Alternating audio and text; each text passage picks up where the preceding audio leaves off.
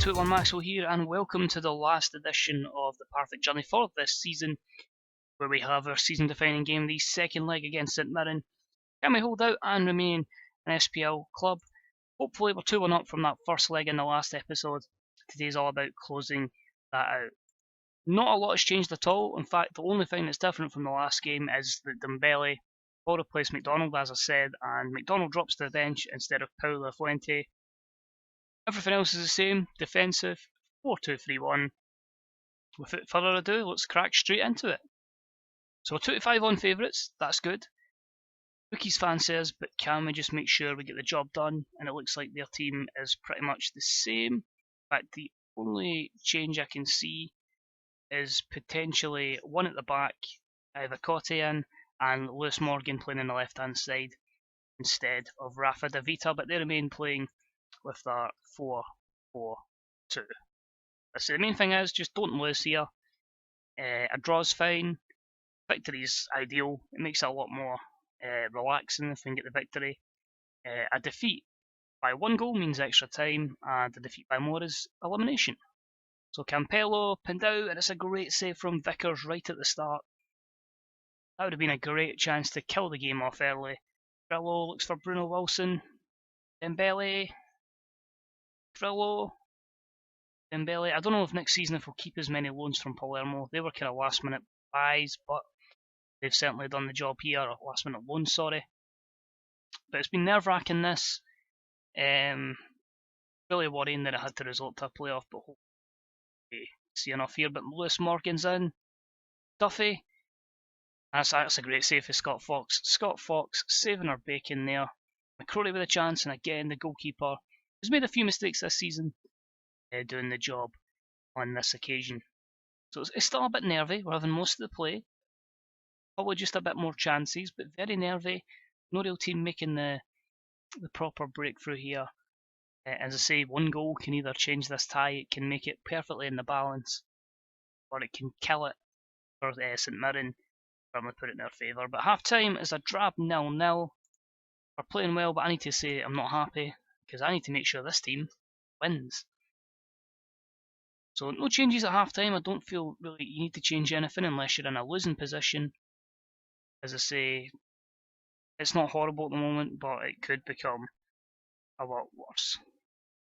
Well, mistake there for the defence, and again the goalkeeper saving his hesitation at the back. Not punished. Millen, Zite out. Here's Dembele, Campello, Lewis Millen. There you go. This is why he was bought in the 3rd tier for 60k, which is a bit expensive for that level of football, which it may not sound a lot, but he was absolutely a must-buy. And when it came to him developing, he's turned into the guy that saved their bacon in the Premier League, and is someone that will probably cash in and make a lot of money. So that small investment in Lewis Millen, I said it was times 3 in the last video. It's probably more than that. You guys how vital that money could be to this club going forward. So he's off. Pindau's off. Chabi's on. We'll probably take Lewis Millen off maybe in the last 10 minutes to give him a standing ovation from the supporters. They don't want to guarantee it at the moment because I say 1 goal could change the tie. Malin, De Vita off the bar, Bob McHugh. And it's Maraganalo who's rolled it in his own net. It's all over the place there. So Malin plays it in, the header for De Vita hits the bar, McHugh chests it, and then it's just scrambled there. There's like a DDT in there for 2 defenders. And it's just a mess, really. And adds that little bit of doubt into us. It's not all over yet. Marligano, Millen, he's lost it, but Dembele picks it up. Cantwell, Lewis Millen, he's going to drive. Poor ball, Xavi was away there. Marligano intercepts and back to the triangle midfield of Dembele. In there with Cantwell and stuff. Here's looking for Lawrence. Dembele picks it up. Cantwell, Xavi. Back to Tom Lawrence, who just takes it and holds it up. Dembele, the options there on the right if he can find them. Cantwell. Here is Campello. Into Grillo. For Xavi, and that must be it now. 2-1 again. 4-2 on aggregate. Ilias Xavi. It's patient build-up play there, but getting the wingers involved, getting the fullbacks involved. And that's where you want your striker on the edge of the 6-yard box, pinging it in the back of the net, giving the goalkeeper absolutely no chance. So now just hopefully a case we can hang on. Duncan Watmore's going to replace Grillo. I know Cantwell's struggling with a bit of fitness, but we don't have a number 10 to bring him on his replacement. And hopefully now just a case of no more highlights, see the game out and see our status retained. And a massive ovation for Lewis Millen as he's replaced by Sean McDonald, as we hopefully will see this out with no hiccups and bumps on the way. The referee's calling for injury time, last minute, surely just a couple of seconds, and there it is.